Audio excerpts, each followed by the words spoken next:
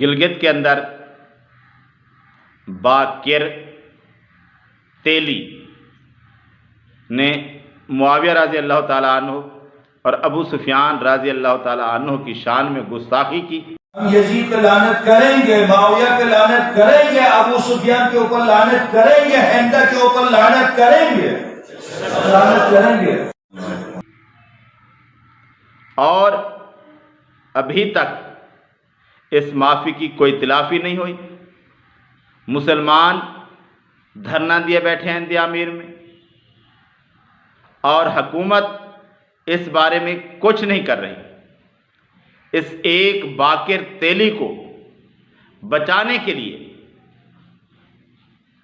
پورے علاقے میں جو کچھ ہو جائے، جو نقصان ہو جائے، اس ایک تیلی خبیث کو بچانے کے لیے حکومت وقت زور لگا رہی ہے کہ کسی طرح یہ بدطینت آدمی، بد دماغ آدمی بچ جائے، اور کوئی بات نہیں ہو رہی، نہ ہی اس کو گرفتار کیا جا رہا ہے۔ لوگ سڑکوں پر بیٹھے ہیں، پورے علاقے کا امن خراب ہونے والا ہے، لیکن کوئی ٹس سے مس نہیں ہو رہا۔ اور یہ لوگ بد دماغ صحابہ کے خلاف سرعام باتیں کرتے ہیں، بکواسیں کرتے ہیں، اپنے ذہن کا گند نکالتے ہیں، اپنی طبیعت بتاتے ہیں کہ ہم اسلام کے دشمن ہیں، ہم اسلام کے ماننے والوں کے دشمن ہیں، ہم صحابہ کے دشمن ہیں، ہم اسلام کو مٹانا چاہتے ہیں، اور مسلمان پھر بھی ان کے ساتھ ملے ہوئے ہیں۔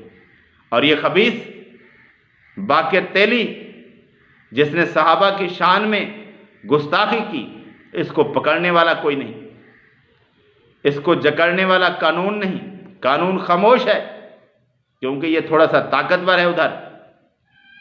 تو جو تھوڑا سا طاقتور ہو، جو کہتا رہے، جو منہ میں ہے بکتا رہے، ایسے کتوں کو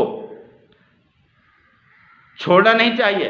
ان کے گلوں کے اندر پٹے ڈالنے چاہیے، ان کے گلے میں ایک پٹا ہونا چاہیے کہ یہ ایسے آوارہ کتے ہیں جو کسی بھی وقت بھونکنا شروع کر دیتے ہیں۔ ان کے گلے کے اندر پٹا ڈالا ہونا چاہیے اور ان کو جکڑا ہوا ہونا چاہیے۔ یہ ایسے لوگ ہیں جو کسی بھی وقت صحابہ پر بھونکنا شروع کر دیتے ہیں، اور پھر کہتے ہیں کہ کوئی قانون نہ ہو، کیوں نہ ہو کہ ہمیں کھلی چھوٹ ہو، ہم جو کچھ کہتا رہیں۔ یہ تو نہیں ہو سکتا، تم جو بکواسیں کرتے رہو اور تمہیں پوچھنے والا بھی کوئی نہ ہو۔